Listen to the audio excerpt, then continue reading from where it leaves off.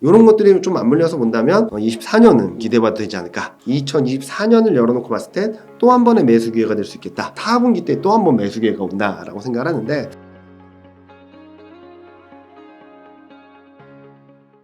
그러면 2023년 하반기, 더 나아가서 2023년 초반, 2024년 초반 네. 어떻게 보시나요? 일단은 제가 8월, 9월 초중반까지는 2700선 후반까지는 좀 열릴 수 있지 않을까라는 예상을 하고 있어요. 그렇게 보는 이유는 중요한 지지권이 아직까지 2550선 초반까지 남아있고, 그리고 앞서 보여드렸던 그림 중에서 제조업 경기가 턴어라운드 한다는 그림, 그리고 환율 변수가 좀 진정되면 외국인 수급이 좀 들어오면서 시장을 이끌어갈 수 있는 힘들이 있을 거다라고 생각을 하고 있죠. 자, 가장 중요한 거는 이겁니다. 12개월 선행 EPS와 12개월 선행 순이익이 올라가는 과정에서는 시장이 쉽게 하락 추세로 반전하지는 않을 것 같아요. 왜냐면은 이게 올라가는 과정에서는 중요한 지지선이라고 말할 수 있는 것도 그리고 뭐 상승 목표치라고 말할 수 있는 것도 계속적으로 상향 조정되거든요. 그래서 제가 2540, 2550이 굉장히 중요한 지지선이다라는 말씀드린 이유는 요 12개월 선행 PER 10.9배, 올해 평균의 마이너스 표준 편차로 단기적으로 봤을 때는 좀 중요한 저점권이라 볼 수 있겠고, PBR 0.9배도 이 동일한 수준입니다. 그리고 제가 2700선 후반 800선까지 열려있다라고 보는 것은 12개월 선행 PER 12.2배, 올해 평균이거든요. 올해 평균이 6월 중순에는 2650대였는데 이게 올라와서 2800대까지 열렸어요. 그래서 지금 현재 시점에서는 상승 여력 충분히 있다. 2540, 2550에서 지지력만 확인된다면 추가 상승할 여지는 충분히 있다라는 말씀을 드리고 있고요. 그런 상황에서 그러면은 내년까지 봤을 때 어떤 그림일까라는 부분들에 대해서는 일단 이런 그림들을 보여주고 있어요.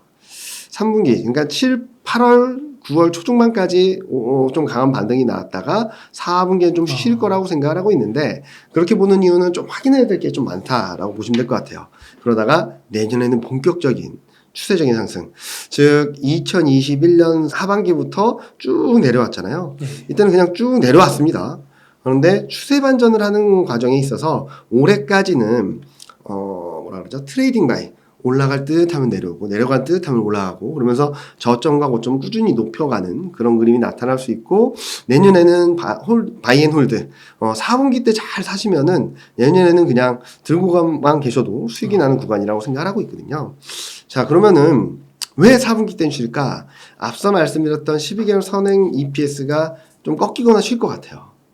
왜냐면 2분기 실적 시즌까지는 괜찮았는데 3분기, 4분기 실적에 대한 눈높이가 너무 높아요. 네. 10조 이상 증가가 한다라는 전망이 들어와 있거든요. 물론 반도체 실적 전망치가 올라오면서 좀 좋은 그림들은 보여주고 있는데, 자, 그러면은 3분기, 4분기 때 실적 전망이 얼만큼 부합될 수 있을까라는 고민이 필요하는데, 자, 2분기 대비 3분기, 2분기 대비 4분기 이익 개선 강도예요. 얼마나 늘어나는지.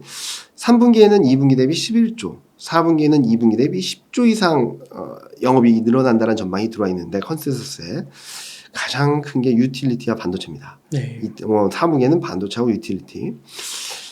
유틸리티가 이만큼 올라올지는 좀 봐야 될 것 같아요. 네. 그리고 반도체 업종도 턴어라운드 하는 건 맞는데 이 정도의 강도일지에 대해서 좀 검증 과정이 필요하다고 생각하고 있습니다. 그리고 또 하나 문제는 에너지 업종인데요. 3분기에는 2분기 대비 1.5조, 4분기에는 2분기 대비 1.7조가 늘어난다는 전망이 들어와 있어요. 근데 2분기 실적 시즌에서는 에너지 업종은 쇼크를 기록했거든요. 이 정도를 만족시켜줄까? 이렇게 본다면 3분기, 4분기 실적 전망치가 좀 눈높이가 높은 것 같아요. 그래서 이게 하향 조정되는 과정에서 12개월 선행 EPS가 큰 흐름에서는 우상향할 텐데, 최근 올라왔던 것들이 좀 쉬어가면서 증시 상단이나 하단을 좀 불안정하게 만들 수 있겠다라는 말씀을 드리고 있고요. 또 하나는 물가거든요. 물가 최근 좀 슬로해지지 않냐라고 하시는데, 유가가 80달러를 가게 된다면 올해 말부터 80달러, 요 회색선이거든요. 80달러 가면 올해 4분기부터는 이게 플러스 반전을 하게 됩니다. 네. 그런 불안정성이 있고, 또 하나는 물가라든지 원자재 가격들을 상승을 좀 상쇄할 수 있는 게 주택 가격이거든요. 주택 물가. 최근 4개월 연속 둔화된 건 맞아요. 그런데 이 둔화돼서 꺾여 내려가는 게 2021년 7월 고점을 반영하는 건지 22년 3월 고점을 반영하는 건지를 좀 봐야 될 것 같아요.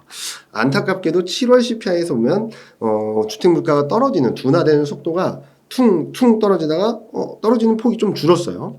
왜냐면 21년 7월을 반영해서 이렇게 꺾였다가 다시 올라갈 수도 있어요. 네. 연말까지. 그러면은 코어 CPI 하락폭이 좀 제한될 거라고 볼 수 있어서 그러면은 통화정책 금리 인상 더 하는 거 아니야? 아니면은 금리 인하시 좀 지연되는 거 아니야? 라는 걱정을 할 수 있겠고, 만약에 22년 3월을 반영하는 거라면 굉장히 빠른 속도로 떨어지면서 웬만한 물가 상승 압력은 좀 제어하고 갈 수 있겠죠. 그래서 아직까지 지금 주택 물가가 꺾이는 게 21년 7월을 반영해서 꺾였다가 반등했다 꺾였다 반등했다 이런 등락을 보일지, 아니면 22년 3월을 반영해서 이제부터 쭉 떨어질지 확인해야 되는 구간이 또 4분기라고 생각하거든요. 그래서 이 변수에 따라서 조정폭이라든지 좀 조정 강도가 좀 결정되지 않을까 라는 생각을 하고 있어서 4분기는 한국 실적, 미국 물가, 그로 인한 통화정책 변수를 좀 확인해야 되는 구간이다 라는 말씀을 드리고 있습니다.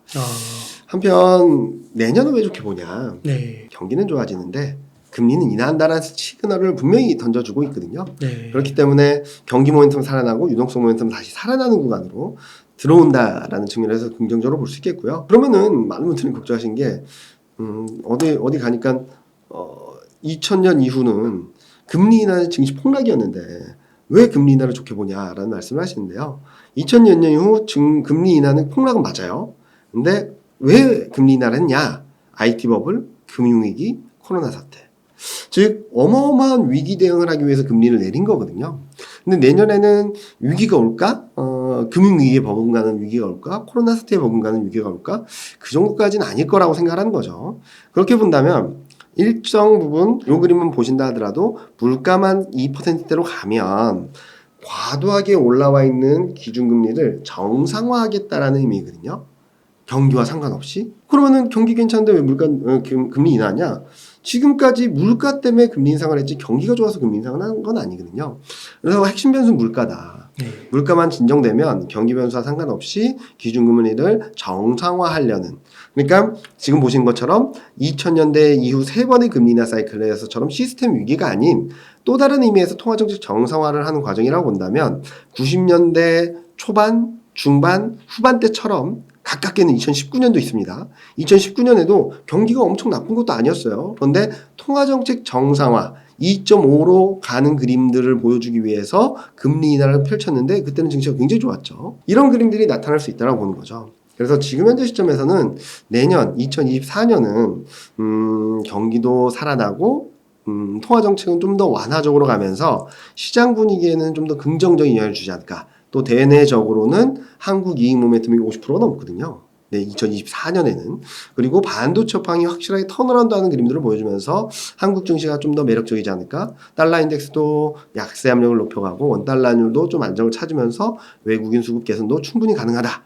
이런 것들이 좀 맞물려서 본다면 24년은 좀 기대해봐도 되지 않을까라는 말씀을 드리고 있고, 23년 하반기 특히 4분기에 좀 불안정할 수 있겠지만 어떻게 보면 단기적으로 보면은 좀 불안정한 흐름이지만 2024년을 열어놓고 봤을 때 또 한 번의 매수 기회가 될 수 있겠다라는 전망을 드리고 있습니다. 예, 그래서 바이앤홀드 네. 4분기. 4분기에는 잘 모아놓으시면은 24년까지 조금은 수익을 충분히 낼 수 있는 구간으로 들어갈 수 있겠다는 말씀 드리고 예, 있죠. 지수적으로는 2,800 이상도 볼 수 있다. 저는 3,000 이상도 볼 수 있다고 생각을 하고 있습니다. 네, 이제 한 6개월 정도만 잘 버티면 되겠네요.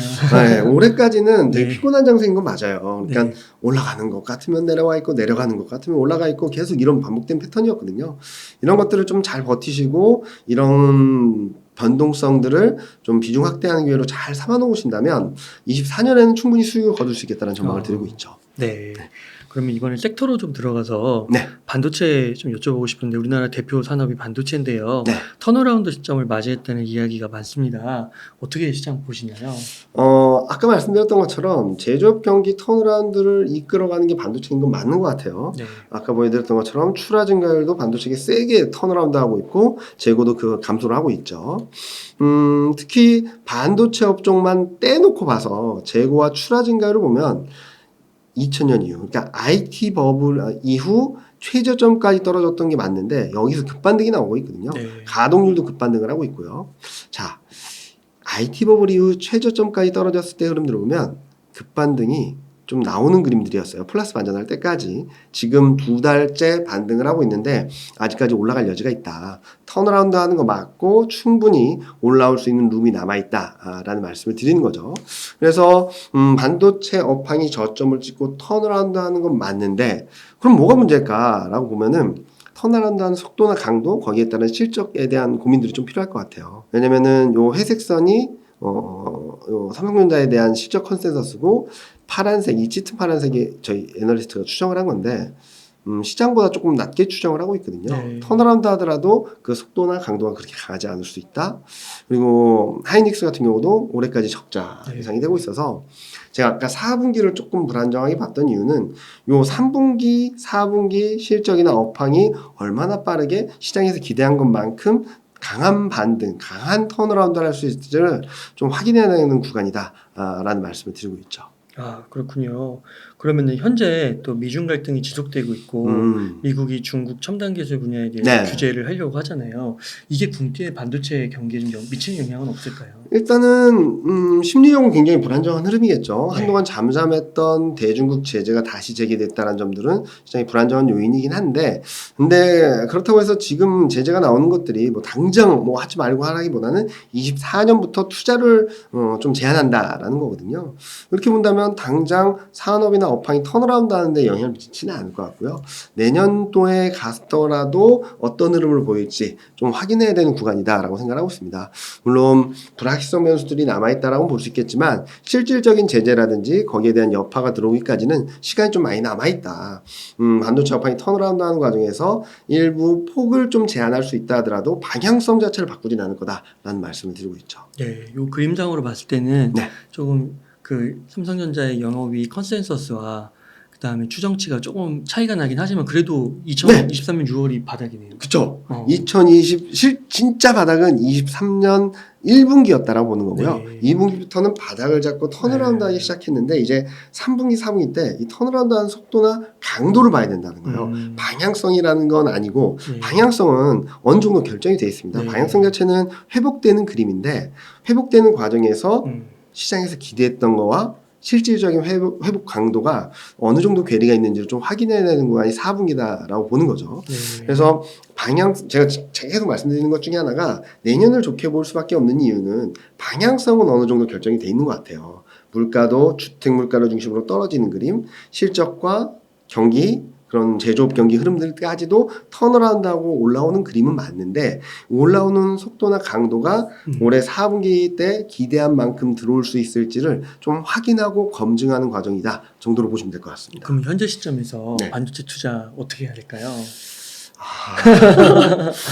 전 솔직히 말씀드리면은 네. 지금 가격대에서는 한 번 더 올라올 수 있는 룸은 있다라고 생각하고 있어요. 적게는 8%, 많게는 10% 정도까지 상승 여력은 있다라고 생각하는데 아까 말씀드렸죠. 올해 시장 흐름들은 4분기 때 좀 쉴 수 있다고. 만약에 지금 사셨다면 8월, 9월 초중반까지 반등이 나왔을 때 일정 부분 정리를 하셔야 될 것 같아요.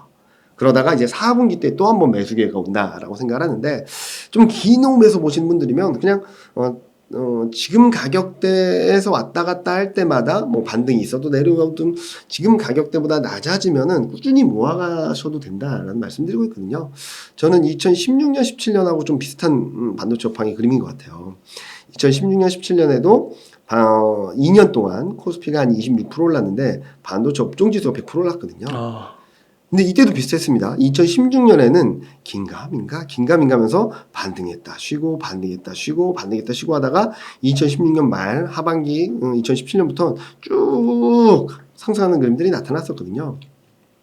2016년에도 반도체 감산이 있었고 그에 따라서 2016년 하반기에 업황은 턴어라운드 했는데 2017년부터 반도체 서버랑 그리고 데이터 센터 수요가 들어오면서 급증을 한 거죠. 지금도 감산이 워낙 세게 하다 보니까 턴어라운드 하는 것까지는 모두 다 인정을 하는 것 같아요. 근데 여기서 시장에서 기대한 만큼 들어오려면 이제 수요단에서의 변화가 있어야 되는데 그것들을 확인하는 시간이 조금은 필요하다. 만약에 수요 회복에 대한 것들이 좀 아우트라인이 어느 정도 감이 잡히게 되고 그림이 그려지게 된다면 그때부터는 반도체가 쭉 올라갈 수 있다고 보고 있어서 저는 반도체 업종 단기 투자 지금 가격대에서 가능하다. 내년까지 열어놓고 중장기 투자도 지금 가격대부터는 좀 모아가는 전략. 반등했다 또 밀린다 하더라도 이 가격대 근처에서는 꾸준히 모아가는 전략이 좀 맞지 않을까라는 말씀을 드리고 있습니다. 네. 그러면 삼성전자랑 SK하이닉스 같은 대장주가 있고 네. 소부장이 있잖아요. 네. 어느 쪽을 더 선호하세요? 선호요? 제가 생각하기에는, 과거에도, 같이 움직이는 경향들이 많았어요. 그래서 제가 보기에는, 일단은, 대장주 위주로 어느 정도 안정성을 높이고, 소부장 중심으로 좀 플러스 알파 전략을 노리는 게 맞지 않을까 생각을 하거든요. 무슨 말씀을 드리냐면, 투자 성향인 것 같아요. 저같이, 전 주식 투자를 많이 하지 못하지만 저같이 중소형주 급등주를 찾기는 조금 어려운 사람의 입장으로서는 대장주를 한 70% 가져가고 그리고 소부장 쪽에서 진짜 확실하게 좋아질 만한 업종들이나 종목들을 꾸준히 모아가면서 튀는 그림들을 통해서 플러스 알파 전략을 가져갈 것 같고 만약에 굉장히 공격적인 성향이시다라고 한다면 대장주를 30 소부장을 70, 더 안정적인 걸 원하신다면 80, 20 이렇게 비중을 조절하시면서 같이 가져가신다면 아마 올해도 그렇고 단기적으로 8월, 9월 초중반까지도 그렇고 내년까지도 시장을 이끌어가는 힘들을 좀 느끼시면서 와 이걸 사길 잘했구나라고 생각을 하시지 않을까라는 예상을 하고 있습니다.